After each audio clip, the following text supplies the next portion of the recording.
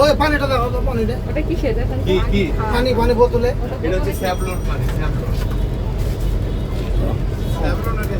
অভিযানটা মূলত ঢাকাবাসীর নগরবাসীর নিরাপত্তার স্বার্থে আমাদের রেগুলার কাজের একটা অংশ।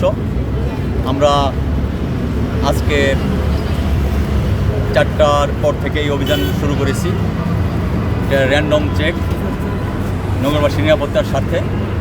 আমার counter terrorism and transnational crime Dhaka DB এবং আমাদের অন্যান্য পুলিশ ফোর্সদের সমন্বয়ে এই চেকিং অভিযান, এটা আমাদের রেগুলার কাজের একটা অংশ।